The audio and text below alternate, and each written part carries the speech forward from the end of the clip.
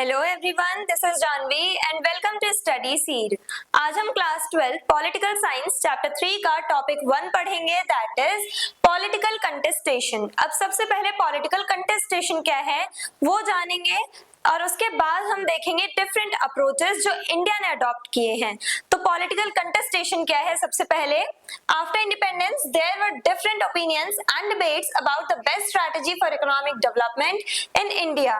अब इंडिया के इंडिपेंडेंस के बाद, यानी हमने आजाद होने के बाद अपने इकोनॉमिक डेवलपमेंट के लिए डिफरेंट स्ट्रेटजीज अपनाई हैं। काफी सारे अलग अलग जो लीडर्स थे, हमारे जो फ्रीडम फाइटर्स थे, सभी के अपने खुद के ओपिनियन थे। उन्होंने डिबेट्स की, डिस्कशंस करी कि हमें कौन सा सिस्टम अडॉप्ट करना चाहिए फॉर आवर इकोनॉमिक डेवलपमेंट, हमें कैसे स्ट्रैटेजी बनानी चाहिए, कैसे हमें प्लानिंग करनी चाहिए फॉर आवर इकोनॉमिक डेवलपमेंट। तो उसके लिए डिफरेंट लीडर्स जो हैं वो अपने ओपिनियंस, अपने आइडियाज उन्होंने एक दूसरे के साथ शेयर किए। काफी सारी डिबेट्स एंड डिस्कशंस चली, डिफरेंट सिस्टम्स पर बेस्ड, डिफरेंट स्ट्रैटेजी पर बेस्ड, और उसके बाद जाके हमने एक बैलेंस्ड अप्रोच अडॉप्ट करी है इंडिया ने for our economic boost, for our national development. तो इंडिपेंडेंस के बाद काफी ज्यादा डिबेट्स एंड डिस्कशंस चली डिफरेंट लीडर्स के बीच में कि हमें किस टाइप का सिस्टम, किस टाइप की स्ट्रैटेजीज हमें फॉलो करनी चाहिए for our economic development. These debates are called political contestations. अब यही जो पॉलिटिकल डिबेट्स चल रही हैं among different parties, among different leaders, इन सभी के बीच में जो भी डिबेट्स एंड डिस्कशंस चल रही हैं, इसी को कहा जाता है पॉलिटिकल कंटेस्टेशन। ये जो डिबेट्स हैं इसी को कहा गया पॉलिटिकल कंटेस्टेशन। अब इतनी सारी डिबेट्स चल रही हैं, काफी सारे जो लीडर्स हैं वो अपने अपने ओपिनियन शेयर कर रहे हैं, डिफरेंट लीडर्स जो हैं वो डिफरेंट स्ट्रैटेजीज बता रहे हैं। सभी लीडर्स का अपना खुद का एक पॉइंट ऑफ व्यू था, खुद का ओपिनियन था कि हमें कौन सी स्ट्रैटेजी अडॉप्ट करनी चाहिए अपने नेशनल डेवलपमेंट के लिए। तो अब हम उन्हीं सब स्ट्रैटेजीज के बारे में पढ़ेंगे, उस डिबेट के बारे में हम डिस्कशन करेंगे। सो डिफरेंट डेवलपमेंट अप्रोचेस, यानी कि डिफरेंट डेवलपमेंटल रिलेटेड जो अप्रोचेस हम लोग अडॉप्ट कर सकते थे और हमने करी भी हैं बैलेंस्ड वे में। हमने सारे अप्रोचेस जो है, सभी लीडर्स के जो आइडियाज हैं उन्हें ध्यान में रख के एक बैलेंस्ड अप्रोच हमने अडॉप्ट करी है। तो हमने कौन कौन सी स्ट्रैटेजीज को फॉलो करा है, लीडर्स जो है उन्होंने कौन कौन सी स्ट्रैटेजीज के बारे में डिस्कशंस किया, अपने ओपिनियंस कैसे शेयर किए, वो सब हम जानेंगे। तो सबसे पहले इंडस्ट्रियल डेवलपमेंट स्ट्रैटेजी, ये हमारी सबसे पहली स्ट्रैटेजी रही है। कुछ लीडर्स जो इसका सपोर्ट करते थे उन्होंने क्या कहा कि हमें मेनली इंडस्ट्रीज पर फोकस करना चाहिए। Many leaders believe that rapid industrialization was necessary for economic growth। यानी कि जो इस स्ट्रैटेजी को अडॉप्ट करना चाहते थे, जो लीडर्स इस स्ट्रैटेजी के फॉलोअर्स थे, यानी कि कुछ ऐसे लीडर्स थे हमारे जो चाहते थे कि हम इंडस्ट्रियल डेवलपमेंट स्ट्रैटेजी को अडॉप्ट करें, और उन लीडर्स के अकॉर्डिंग अगर हम इस स्ट्रैटेजी को अडॉप्ट करते हैं, अगर हम अपनी कंट्री में हैवी इंडस्ट्री सेटअप करते हैं, अगर हम इंडस्ट्रियलाइजेशन करते हैं, इंडस्ट्रीज की ग्रोथ पे फोकस करते हैं, तो हमारे देश का विकास जल्द से जल्द हो सकेगा। यानी कि अगर हम सेकेंडरी सेक्टर की ग्रोथ करवाएंगे तो ओवरऑल हमारे पूरे नेशन का डेवलपमेंट होगा, ये कहना था इन लीडर्स का। नेक्स्ट स्ट्रैटेजी आती है agricultural development strategy. Some leaders believe that the government should focus on agriculture and rural development. अब कुछ जो हमारे लीडर्स हैं उनका ये भी कहना था कि हमें कौन सी स्ट्रैटेजी अडॉप्ट करनी चाहिए, एग्रीकल्चरल डेवलपमेंट स्ट्रैटेजी, जहां पे हमारा मेन फोकस होना चाहिए प्राइमरी सेक्टर के टुवर्ड्स। हमें प्राइमरी सेक्टर की ग्रोथ करवानी है जिससे कि हम सेल्फ रिलायंट हो सके, हमें यूएसए से या किसी भी दूसरे देश से हमें इंपोर्ट ना करवाने पड़े अपने फूड आइटम्स, हम अपनी पॉपुलेशन का पेट खुद भर सकें। तो उसके लिए ये लीडर्स जो हैं वो चाहते थे कि हम सबसे पहले अपने प्राइमरी सेक्टर की ग्रोथ पे फोकस करें और साथ ही साथ रूरल डेवलपमेंट पे। अब क्योंकि मोस्ट ऑफ द पॉपुलेशन जो थी इंडिया की वो रूरल एरियाज में रहते थे, तो अगर हम ग्राउंड लेवल पे, रूरल लेवल पे अगर हम डेवलपमेंट करना स्टार्ट करेंगे, रूरल पीपल को हम फैसिलिटीज प्रोवाइड करेंगे, तो हमारे देश का विकास जल्दी होगा। इसलिए कुछ लीडर्स जो हैं वो चाहते थे कि हम एग्रीकल्चर पे अपना मेन फोकस रखें, रूरल डेवलपमेंट पे मेन फोकस रखें, जो किया भी है इंडिया ने। डिफरेंट सब्सिडीज हम प्रोवाइड करते हैं फार्मर्स को, सीड्स खरीदने के लिए पैसे देते हैं, बैंकिंग फैसिलिटीज जो हैं वो सब प्रोवाइड की जाती है रूरल एरियाज में। रूरल एरियाज में इंफ्रास्ट्रक्चर बिल्डअप करवाया जाता है बाय लोकल गवर्नमेंट। तो इस टाइप से हम क्या कर रहे हैं, हम अपने प्राइमरी सेक्टर यानी एग्रीकल्चर और साथ ही साथ अपने रूरल डेवलपमेंट पे मेन फोकस हमारा देखने को मिल रहा है। हमारी गवर्नमेंट जो है वो इन एरियाज पे भी काफी ज्यादा ध्यान दे रही है, ये सब हमें देखने को मिल रहा है। देन पब्लिक सेक्टर और प्राइवेट सेक्टर की भी ये एक डिबेट चलती रहती है। तो पब्लिक सेक्टर के जो फॉलोअर्स थे, जो लीडर्स, उनका क्या कहना था?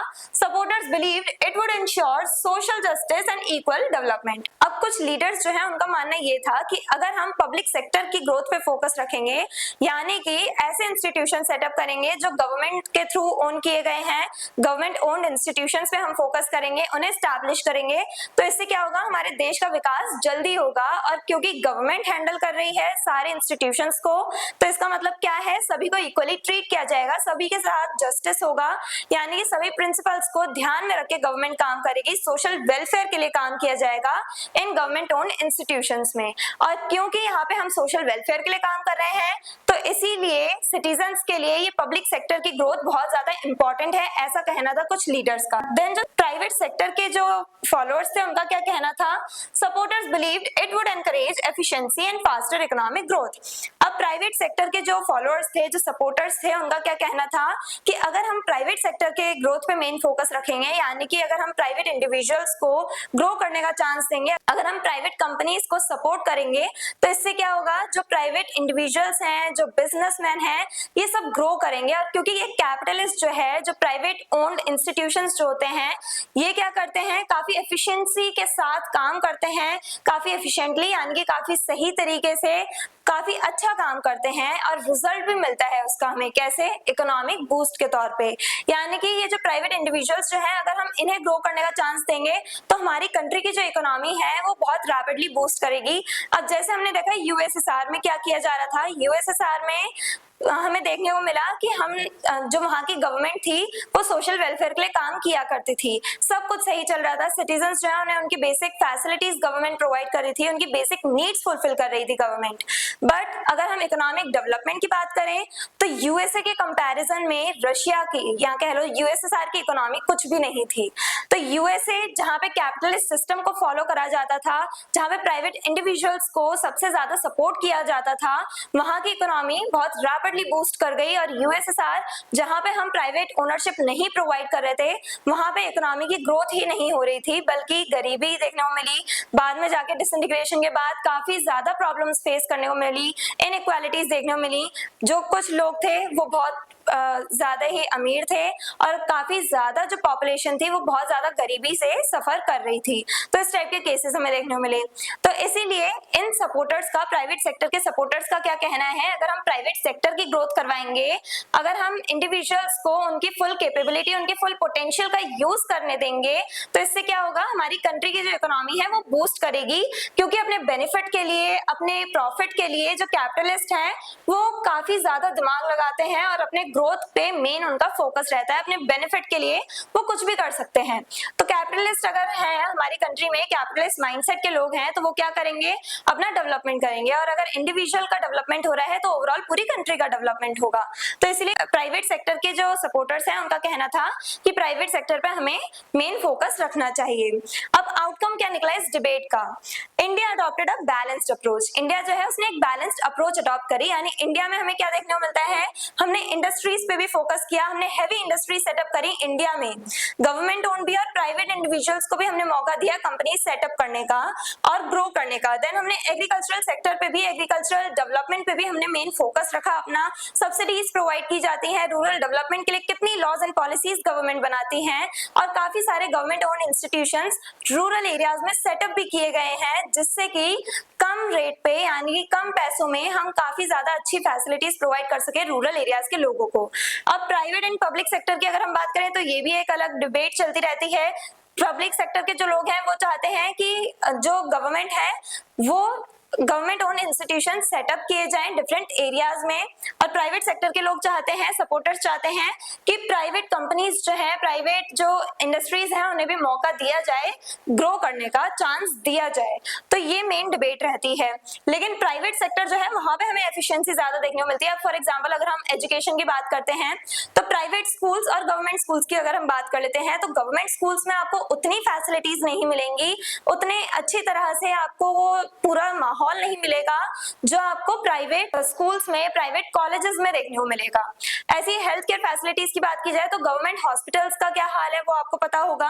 काफी ज्यादा भीड़ होती है, लंबी लाइंस में लगना पड़ता है, आपका एक तरह से इलाज जो है, आपका ट्रीटमेंट जो है वो उतने अच्छे से नहीं हो पाता। लेकिन प्राइवेट हॉस्पिटल्स में क्या होता है, आपको एक अलग रूम मिलेगा, सारी फैसिलिटीज मिलेंगी, सब कुछ बढ़िया होगा, एडवांस मशीन्स का यूज किया जाएगा, जल्द से जल्द जो डॉक्टर्स है, प्रोफेशनल डॉक्टर्स आपको देखने को मिलेंगे। और अगर आपकी तबीयत खराब है, अगर आपको कोई प्रॉब्लम है तो सभी डॉक्टर्स जितनी जल्दी हो सके आपको ट्रीट करना स्टार्ट करेंगे, आपका ट्रीटमेंट स्टार्ट करेंगे। और गवर्नमेंट हॉस्पिटल्स में आपको वेट करना पड़ता है। तो एफिशिएंसी कहाँ देखने को मिल रही है, यानी कि आपको कहाँ पे आपको बेस्ट फैसिलिटीज मिल रही है, प्राइवेट सेक्टर में। बट एक प्रॉब्लम आ जाती है प्राइवेट सेक्टर में, वो क्या है कि यहाँ पे आपको पैसा बहुत लगाना पड़ता है, पैसा बहुत पे करना पड़ता है। अब गवर्नमेंट हॉस्पिटल्स में इतने लोग क्यों जाते हैं, क्योंकि वहां पे आपका कम रेट पे या कह लो फ्री ऑफ कॉस्ट आपका इलाज हो जाता है, इसलिए गवर्नमेंट हॉस्पिटल में लोग जाते हैं। बट एफिशिएंसी तो हमें कहाँ देखने को मिल रही है, प्राइवेट सेक्टर में। तो ये डिबेट्स चलती रहती हैं। तो एक तरह से ग्रो करने के लिए हमें प्राइवेट एंड पब्लिक सेक्टर दोनों की जरूरत थी, और इसको इंडिया ने रिकॉग्नाइज किया। और इंडिया ने क्या किया है, सभी ये जो डिफरेंट आइडियाज दिए हैं लीडर्स ने, उन सभी को ध्यान में रखते हुए इंडिया ने सभी लीडर्स की बात मानते हुए इन सभी सेक्टर्स में ध्यान देना, इन सभी सेक्टर्स पे मेन फोकस रखा है। इंडिया ने हर एक सेक्टर की ग्रोथ में इंडिया की जो गवर्नमेंट है वो अपना अच्छा रोल प्ले करती है।